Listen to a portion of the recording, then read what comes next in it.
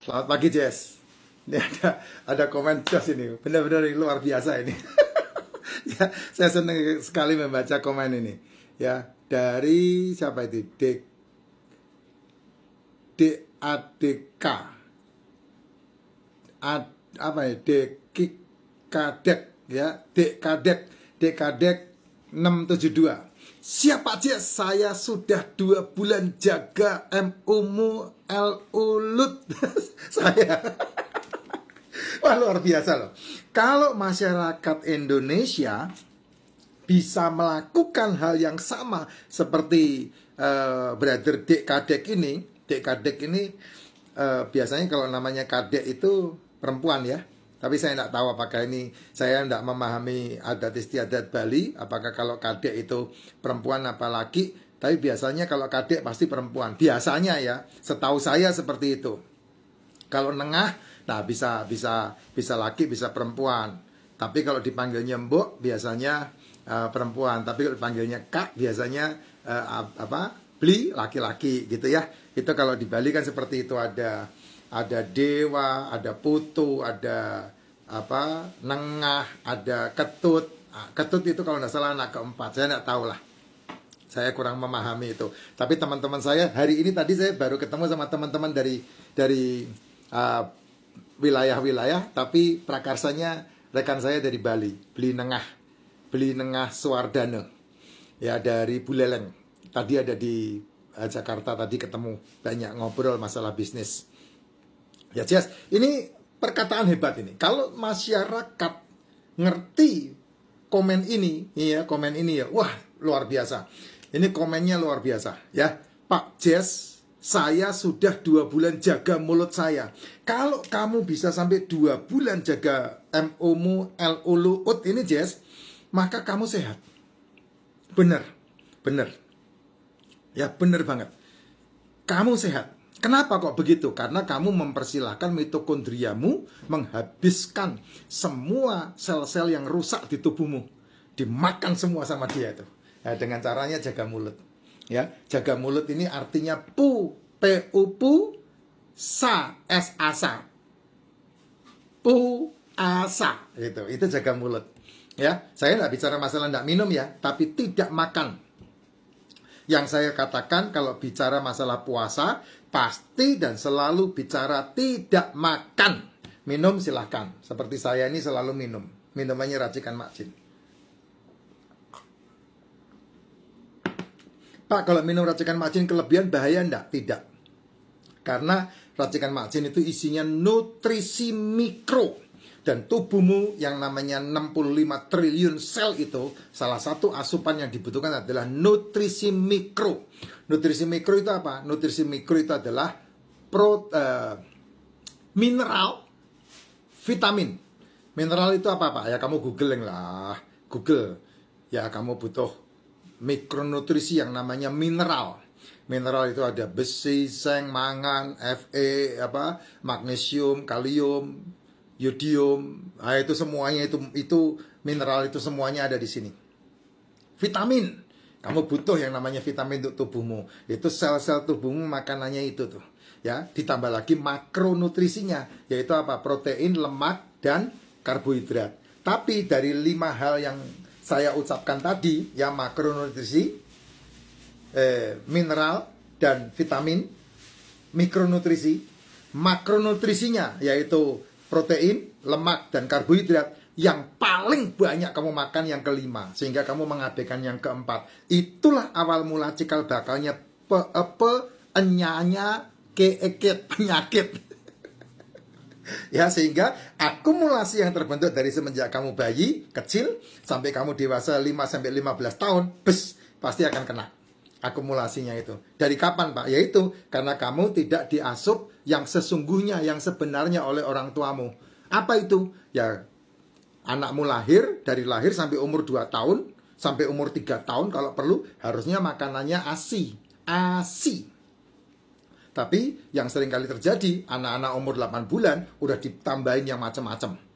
Nah, yang ditambahin yang macam-macam, biasanya, maaf nih, sorry nih, emang kenyataannya begitu, pisang, tepung, gula, Nah, itu yang membuat rusak anakmu. Padahal 3 tahun, 2-3 tahun, kalau kamu mengasihi anakmu, menyingkirkan makanan penggantinya, maka anakmu itu punya kesehatan yang sangat luar biasa. Itu ya. Nah, kalau udah kayak saya begini, udah bangkotan kayak begini, ya mau ndak mau, kamu harus sama seperti Pak Kadek ini. Oh, Kadek ada yang cowok juga ya, Pak Kadek, saya pernah panggil Pak Kadek. Iya bener, berarti bukan Kadek itu bukan selalu perempuan, ada cowoknya juga. Ya, nah ini kayak di Kadek ini, Jess. Harus kamu menyekolahkan apa ini, mulut atau menjaga mulutnya. Ini 2 bulan udah luar biasa loh. Kalau sampai 2 bulan ketiga, kamu udah ngerasain luar biasa sehat. Nah, kalau kamu menutrisi tubuhmu dengan bagus, dan kamu melakukan 3 bulan sekali, puasa 72 jam, wih, kamu jos banget itu. Awet muda kamu, sehat. Ditambah lagi kamu exercise, nge-gym, latihan beban, sehingga ototmu kuat. Ototmu, masa ototnya bertambah. Sehingga itu akan membantu untuk menghabiskan lemak di dalam tubuh. Makan lemak berbeda dengan lemak di dalam tubuhmu ya, Jess. Makan lemak karena itu adalah makanan sel. Makan lemak itu makanan otak. Tapi kalau lemak di tubuhmu itu karena penumpukan gula. Kenapa kok bisa begitu, Pak? Karena gula tidak ada gudang di dalam tubuhmu. Yang harusnya kamu makan gula itu habis untuk aktivitas, tapi tidak habis, maka disimpan, dititipkan di dalam lemak tubuh, di bawah kulit. Jadilah itu yang namanya OB. SIC, tas. Jadinya kayak begitu. Sehingga itulah awal mula dari masalah-masalah yang namanya komplikasi, yang namanya degeneratif, yang namanya metabolik. Kalau kamu bicara masalah komplikasi, degeneratif, dan metabolik, kamu boleh ngomong sama saya. Tapi kalau kamu bicara masalah conventional medicine, yang hubungannya dengan operasi, yang berhubungannya dengan jahitan, yang berhubungannya dengan yang berhubungan dengan patah tulang, yang berhubungan dengan operasi-operasi, itu ke konvensional. Karena pengobatan ada 2 segi, yaitu pengobatan conventional medicine dan pengobatan functional medicine. Nah, functional medicine itu yang diobati bukan di bagian yang mana, tapi seluruh tubuh. Melalui apa? Melalui perbaikan pola makan. Itulah functional medicine. Kemana? Memperbaiki dari mana? Memperbaiki dari masalah siklus tubuh. Memperbaiki dari masalah asupan gizi untuk tubuh. Nah, itu functional medicine. Karena rata-rata 60 triliun uang BPJS itu habis hanya untuk masalah-masalah yang berhubungan dengan functional medicine. Kanker, tumor, jantung, diabetes, cuci darah, itu semuanya fungsional itu. Cara menyembuhkannya itu tidak dengan OBAT, tapi dengan memperbaiki pola makan yang disesuaikan dengan siklus tubuh. Itu yang betul. Sehingga kamu bisa melihat hasilnya luar biasa. Bagaimana caranya? Menaikkan kolesterol, menurunkan gula darah. Kata kuncinya cuma itu.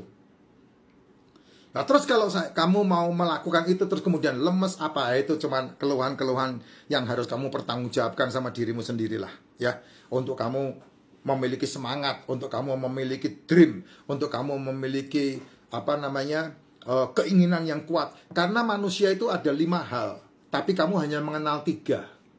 Yang 2 kamu abaikan. Apa itu 5 hal? Dan aku mengenal 3. Yang pertama, kamu mengenal yang namanya IQ, sehingga kamu belajar terus gitu. Belajar terus tidak ada hasilnya, Jess. Amsal bilang, Raja Salomo bilang, belajar itu melelahkan otak. Bukannya berarti tidak boleh belajar ya, salah. Karena IQ membuat kamu cerdas. Yang kedua, emotional quotient. Emosi yang dikelola akan membuat kamu tidak gampang dipengaruhi dengan situasi dan kondisi. Emosi yang dikelola membuat kamu tahan diri. Emosi yang dikelola membuat kamu bisa menyembuhkan sebagian dari penyakit tubuhmu. Salah satunya dengan cara puasa, emotional quotient. Yang ketiga, yang namanya spiritual quotient. Spiritual quotient biasanya digabungkan dengan yang namanya spiritualitas. Meditasi, beragama, berdoa, beribadah. Nah, itu spiritual quotient di sana. 3 hal ini tidak akan menjawab permasalahan kamu. Bahkan ada orang yang sampai menggabung ESQ, emotional spiritual quotient.